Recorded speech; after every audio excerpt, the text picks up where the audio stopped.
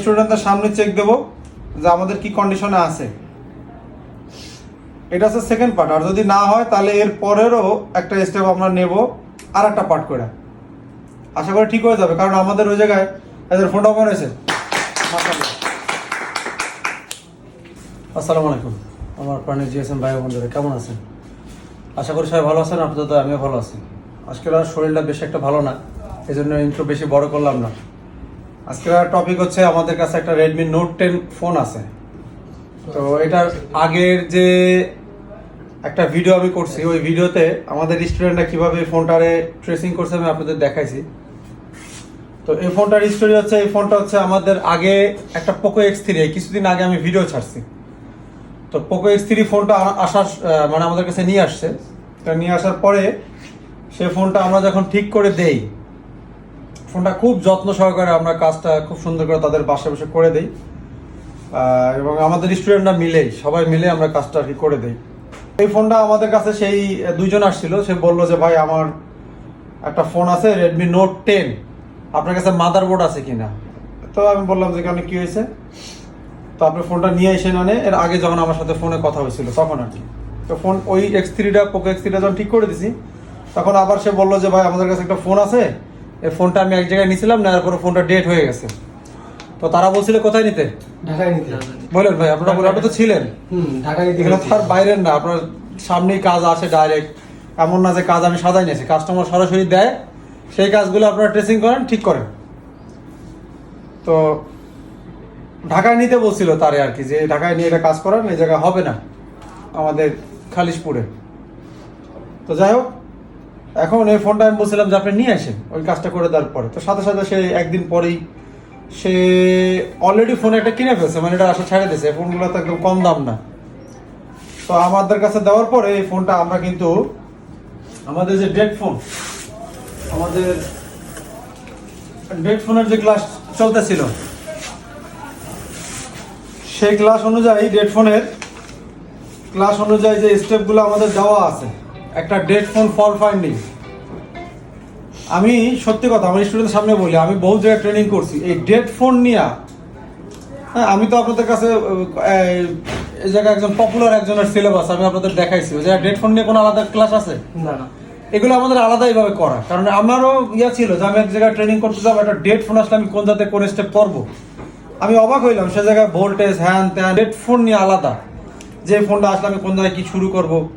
হ্যাঁ, আর সবাই তো এরকম অত ভোল্টেজ মনেও রাখে না, যে একটা সিস্টেম কিভাবে, এগুলো আমি পাই নাই। তো ঠিক আছে, তো যাই হোক, এই ডেড ফোনের যে স্টেপগুলো আমাদের এই জায়গায় দেওয়া আছে, সেই স্টেপগুলো অনুযায়ী আগের যে ভিডিওতে আপনারা সবাই মিলে এই ভিডিওগুলো মানে ভিডিওটা আমি দিছি, সে জায়গায় আপনারা দেখতে পাচ্ছেন, আমার দর্শকরা দেখছে যে আপনারা কিভাবে এক একটা করে লাইন ট্রেসিং করছেন। সিস্টেম তো এই জায়গায় নাকি অপু ভাই? জি ভাই, সিস্টেম এই জায়গায় ছিল। তো যাই হোক, এখন আমরা কি টার্গেট করলাম, এটা সব চেকিং করে দেখলাম আমরা ওই ভিডিওতে যে বাক ভোল্টেজ আমাদের তৈরি হচ্ছে, আবার যেসব বাক ভোল্টেজ আমাদের তৈরি হবে না, সবগুলোর তো বুস্ট সিকোয়েন্স আমাদের কাছে নাই, বা বুস্ট সিকোয়েন্সে 40টা লাইন দেওয়া আছে, 40টা লাইন মাপারও তো সময় আমাদের নাই। তো কি কি শর্টকাট মেথড আছে, কিভাবে আমরা চেক দেব, দেখাইছি না আজকে না? জি ভাই, জি ভাই। তো ওই সিস্টেমে আমরা চেক দিলেও অনেক ফোন আমরা রেডি করি। আমরা বুস্ট সিকোয়েন্স ভিডিওতে দেখালেও অনেক সময় আমরা এগুলো অ্যাপ্লাই করি না, যখন খুব ঘাটানো কোনো ফোন থাকে যেগুলো একটা একটা লাইন, ওইগুলো ছাড়া করি না, খুব কম। তো সেই সব স্টেপগুলো নেওয়ার পরে আমরা কি সিদ্ধান্ত নিলাম যে আমাদের পাওয়ার আইসিতে আমাদের হাত দেওয়ার কোনো প্রয়োজন নাই।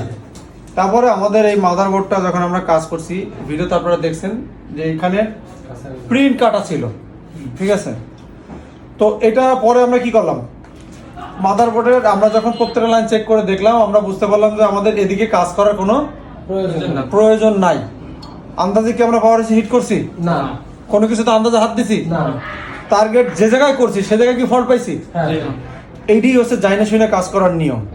তো এই ফোনটা কিন্তু খালিশপুরের ভাই বড় মার্কেট, আপনারা তো নিজেরা ঘুরতে যান শুক্রবার, আপনারা জানেন যে কত বড় মার্কেট প্লেস।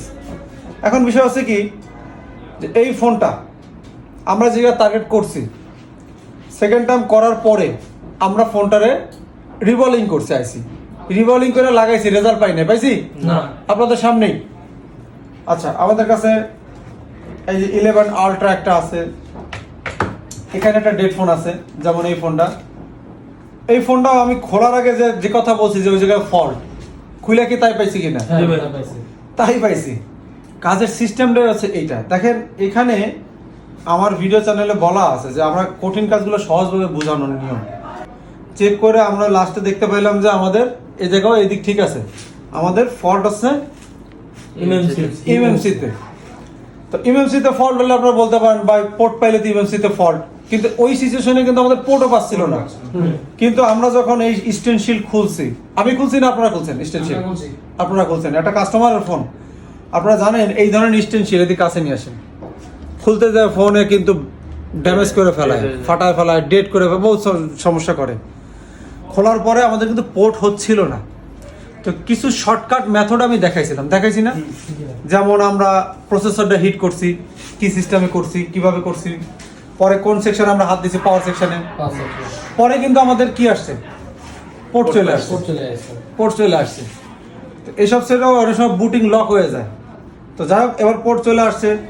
পোর্ট যদি চলে নাও আসতো, আমরা যখন এই বাক কয়েলগুলো চেক দিছি তখনই কিন্তু আমরা ফল্ট পাইছি। ঠিক আছে, কোন কয়েলে লাইন না আসলে সেটা আমরা কিভাবে চেক দেবো, সবগুলোর তো বুঝতে সিকোয়েন্স না, সেটাও আমরা বুঝাই বলছি। সিস্টেম সহজ বুঝতে পারলে।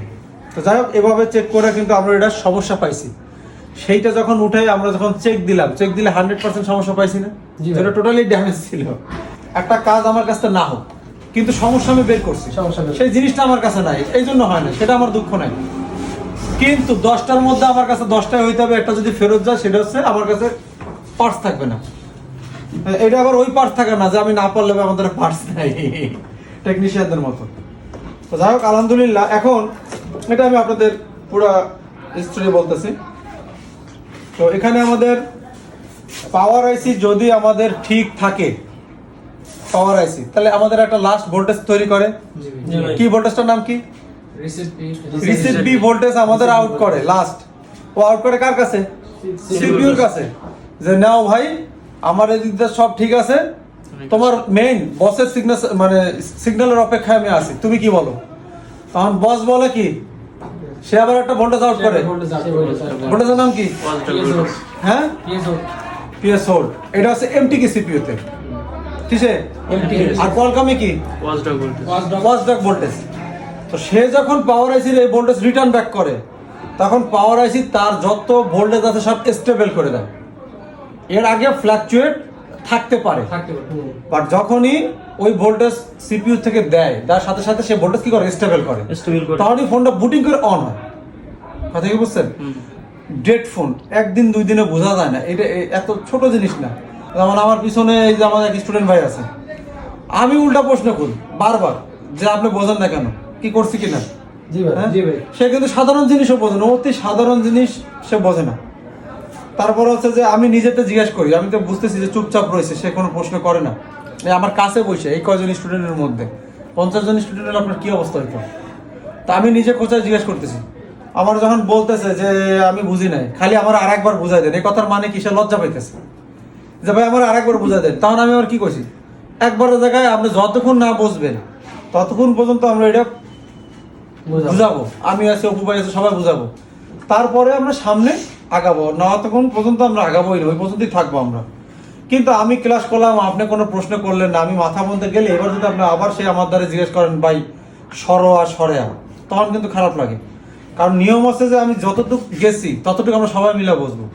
যতক্ষণ পর্যন্ত আমাকে দুর্বল যে আছে সে বোঝে নাই, ততক্ষণ পর্যন্ত আমরা আগাবোই না, আর সবাই মিলে তারা বুঝাই দেবে জিনিসটা। ঠিক আছে, এটা হচ্ছে সিস্টেম। তো যাই হোক, এখন এইটা করার পরে আমাদের কিন্তু মোটামুটি একটা স্টেবল পজিশন আসে। এরপরে আমরা এই প্রসেসরে কাজ করছি, লাইভ কাজ করছি আপনাদের সামনে। আমরা এই ফোনটা, কাস্টমার এখন পর্যন্ত জানে না যে তার ফোনটা রান হয়েছে, কারণ অনেকেই মানে সে বিশ্বাসী যে ফোনটা রান হবে। তো আশা করি জানলে সে খুশি হবে যে ফোনটা রান হবে, কারণ তার 20-22 হাজার টাকার একটা ফোন নষ্ট হয়ে গেছে, সে নতুন একটা ফোন, হ্যাঁ নতুন একটা ফোনও কিনছে, এই ফোনটার আশা ছাড়িয়ে দিয়েছিল। তো যাই হোক, এখন আমরা এই ফোনটা কিন্তু রেডি করছি, এবং এটা কিভাবে রেডি করছি, কি কি ভোল্টেজ চেক দিছি সবই আপনাদের আগের ভিডিওতে দেখাইছি। আর এরপরে আমরা প্রসেসর রিবোলিং করছি, লাইন টানছি, নাকি? হ্যাঁ ভাই। তারপরে আরো কিছু সিচুয়েশন ছিল যেগুলো আমি ভিডিওতে আনতে পারি নাই। আপনারা স্টেপ বাই স্টেপ, যেমন পাওয়ার আইসির লাস্ট ভোল্টেজ, সিপিইউ আইসির রিটার্ন ভোল্টেজ, হ্যাঁ, তারপরে আছে আমাদের পাওয়ার কির ভোল্টেজ, হ্যাঁ, এইগুলা কিন্তু আমাদের একটা ফুল ভিডিও আছে। ইনশাল্লাহ আরো একটা কমপ্লিট ভিডিও আমি আনবো কোয়ালকমের উপরে। কাজটা তো আর আমার আধা ঘন্টা 1 ঘন্টা লাগে না, মেলা সময় লাগছে না? অনেক সময় লাগছে। অনেক সময় লাগছে। হ্যাঁ, আপনি যত বড়ই এক্সপার্ট হন, একজনের ঘাটানো সেট যখন আপনি রেডি করবেন, আমি একটা ভিডিওতে লিখছি যে কাজগুলো কেউ করে না সেই কাজ আসে আমার কাছে। তো অনেকে হাসতেছে কমেন্টে, আমার মেসেজ করে করতেছে, বস যে একদম বাদ দেওয়া কাজগুলো আপনারা করেন কিনা। এটার জন্য একটা যোগ্যতার দরকার হয়। মাশাআল্লাহ। দেখেন 89% চার্জ আছে। আসলে হচ্ছে এই ফোনটা যখন আমাদের প্রসেসর লাগাইছি, আমি হিংস দিয়ে দেই আমার দর্শক ভাইদের জন্য, তাদেরও তো কিছু হক আছে। প্রসেসর যখন আমি লাগাইছি, লাগানোর পরে আমাদের কি পাইলাম না, পোর্ট পেলাম না, কিন্তু আমরা শিওর আমাদের পাওয়ার সেকশনে আমরা হাত দেবো না। পাওয়ার সেকশন আমাদের 100% ওকে আছে, ও জায়গায় আমরা টাচই করবো না। তো কিছু ভোল্টেজ ফ্লাকচুয়েট, এগুলো তো আমার বইতে বিস্তারিত লেখা আছে যে কোন জায়গায় ফ্লাকচুয়েট হলে আমরা হাত দেবো কি দেবো না। তারপর আমরা কি করলাম, প্রসেসর রিভলিং করলাম, রেজাল্ট আসলো না। তারপর আমরা টার্গেট নিলাম যে আমরা ইএমসি খুলে ফেলবো, এই জিনিসগুলো খুলবো, সব খুলছি। খুলে স্টেপ বাই স্টেপ এবার আমরা কি বললাম, আগে আমাদের সিপিইউ লাগানোর পরে আমাদের আগে পোর্ট নিয়ে আসতে হবে, সব পরে। যখনই পোর্ট আসলো, এরপর আমি বললাম যে ফোন আমাদের ইনশাল্লাহ ওপেন হবে। কোন একটা পার্টসের জন্য কোন জায়গার ভোল্টেজ ইয়া হয়ে থাকে, হ্যাঁ, বাধা ইয়া করে। আর যখনই আপনি কোন সেটের ইউএফএস বা ইএমসি খুলে ফেলান, তাহলে ওর অর্ধেক ভার মুক্ত করে দিলেন, ওরে অর্ধেক ভার কি করলেন, মুক্ত করে দিলেন। আলহামদুলিল্লাহ ওপেন আছে। পাসওয়ার্ড তো আমরা জানি না অবশ্য, আমার টেবিলে জানেন আপনারা, তারা বসে কাজ করে, আমি সরে যাই, এই খাতার স্টেপ দেখে তারা কাজ করে বোর্ড নিয়ে, আমার টেবিলে বসে, নাকি? জি ভাই। না, মিথ্যাতে করছি আমি। জি ভাই।